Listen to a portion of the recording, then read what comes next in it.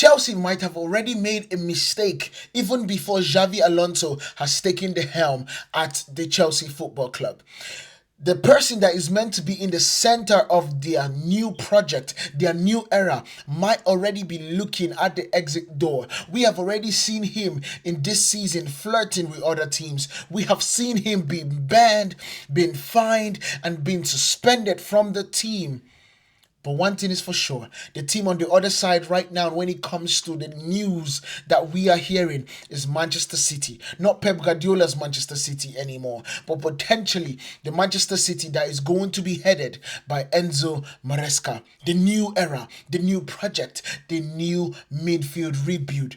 And according to reports, Enzo Fernandez is one of the names that Maresca desperately wants because he believes the City do not have that kind of player currently. But this story even gets bigger because it is not just City. You see Real Madrid are watching, Paris Saint-Germain are monitoring, and suddenly Enzo Maresca is no longer the Chelsea's expensive midfielder. He's becoming one of the most important pieces in the next power shift in European football. So without further ado, let's get into this.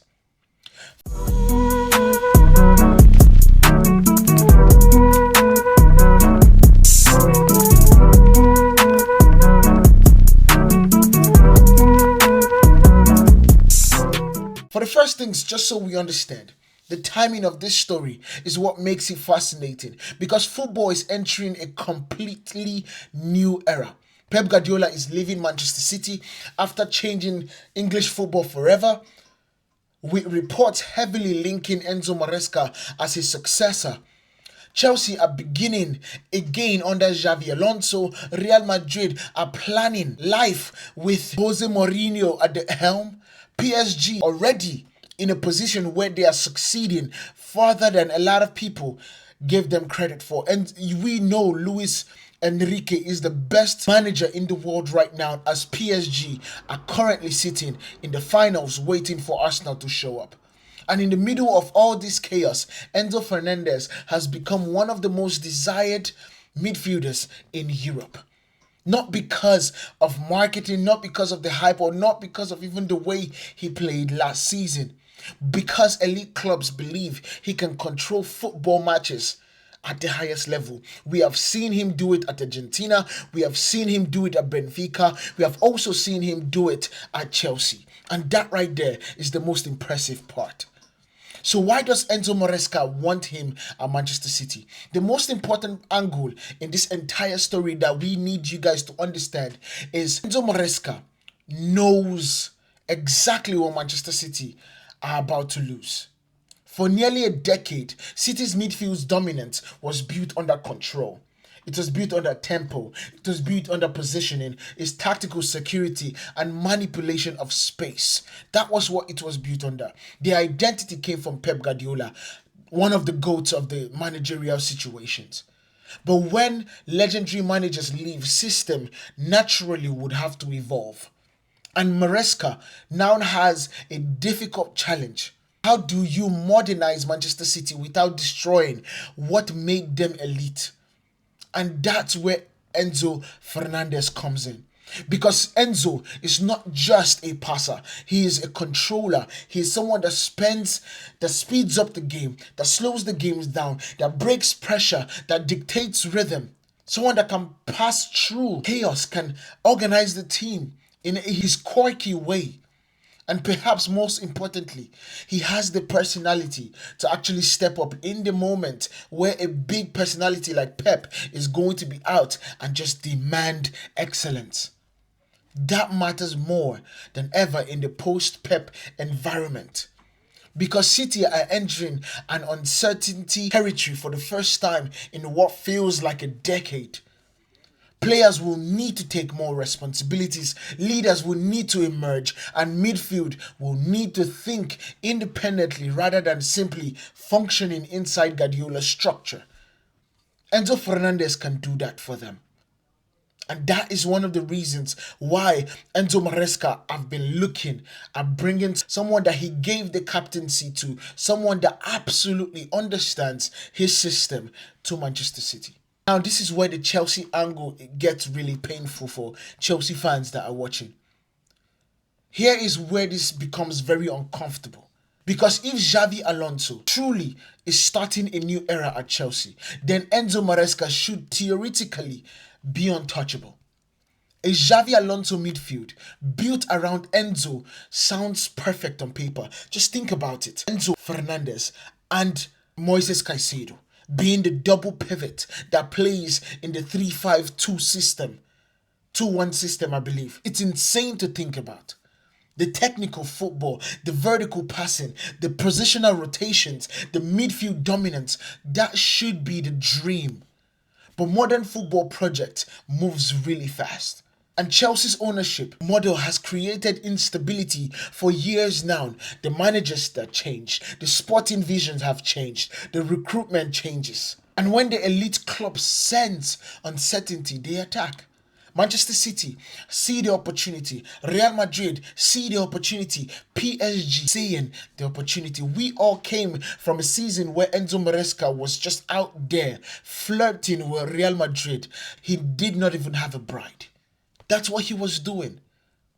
But suddenly Chelsea are in danger of losing one of their faces of their rebuild before the Alonso era even truly begins. And that is where the frustrating thing starts, because this could be a domino effect. I know Moises Caicedo has signed a new contract, but the likes of Cole Palmer, the likes of Esteval, the likes of Cucurella, the likes of Cowell, the likes of James, even though he signed a new contract. But the question, of course, is why does that change everything? When Madrid enter the conversation, transfers become normal. It stops becoming normal. It's a situation, it's an abnormality. And because Real Madrid don't think short term, they recruit dynasties. Look at what they did. Look at what they've already done. Jude Bellingham, Camavinga, Tchouaméni. These are all players that they got by thinking in forward. The only person that I believe that they paid for in that situation was Jude Bellingham and Tchouaméni. And now imagine in that midfield that I just mentioned to you, Enzo Fernandez being added to that ecosystem. That becomes terrifying, especially because you then have a manager that understands how to use physical players in Jose Mourinho. It will be terrifying for football. Because while Madrid have athletic monsters and transitional midfielders, they still sometimes lack the pure orchestrator. That is one thing that they lost in Toni Kroos and they lost in Luka Modric. Someone who completely controls the rhythm of the game. That right there might be Enzo Fernandez for Real Madrid. And honestly, there's something about Real Madrid midfielder that is just oozing around the player. The arrogance on the ball, the confidence under pressure, the ability to demand possession in hostile environments. It just screams, I am here for the big game. I am here for the big moments. Those kinds of players survive in Real. And then you look at PSG. Why is PSG's interest changing the way we see things? PSG's involvement might actually be the most interesting part about this situation, because for years PSG chased celebrities and now they're chasing the structure, they're chasing more control, they're chasing balance, they're chasing football intelligence, and Enzo Fernandez represents that shift perfectly. This is no longer just about the big names, the shiny big names that happened before they won the Champions League. It's about building a midfield that continually dominates Europe and continually dominates the French league, the Ligue 1. And that's what best clubs are prioritizing right now. And that's the reason why Enzo is suddenly becoming one of the hottest names in the market. And as for post-Pep era at City, the transfer also says something massive about City's intention themselves. Because replacing Pep Guardiola is almost impossible. There is no next Pep. So City are doing the smartest thing possible. They are trying to preserve the ideology while refreshing the energy. That starts with Enzo Maresca. Makes perfect sense. He understands the structure, he understands the expectations, and he understands the tactical DNA of the club better than most that are available. And if City are going to survive this transition, they need midfielders capable of carrying them into this next era. Enzo Fernandez feels like the exact kind of player.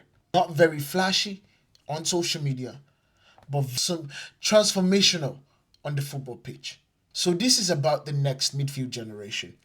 The deeper you look at this story, the more it becomes more about succession. Football's old midfield kings are fading. Of course, you see Toni Kroos has retired. Modric is near the end. Kevin De Bruyne is aging. Bernardo Silva's future, of course, he has left Manchester City.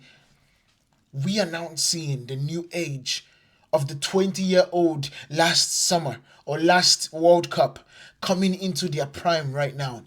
And so who can grab the best of the 20-year-old last summer or last World Cup is what we are going to be seeing that is going to dominate football this year. That is going to dominate football for the next 4-5 years. And Manchester City are trying to be in front of the queue. Now Europe's biggest search is for the next generation of controllers. And Enzo Maresca belongs in that conversation, if not at front of the conversation. Not because he scores the most goals, not because he gets the most headlines, but because football at the highest level is still about controlling the midfield. It has always been, it will probably always be. And the clubs that dominate the next decade will be the clubs that have these midfielders in their team. So before we go and end this video, the question still becomes, does Xabi Alonso convince Enzo Fernandez to stay and become the face of Chelsea's rebirth? Or does Enzo Maresca make him the centerpiece of Manchester City's post-Pep era? Say that 3 times. Does Real Madrid pull off another midfield masterclass? Or does PSG change their entire market again? And one thing is certain.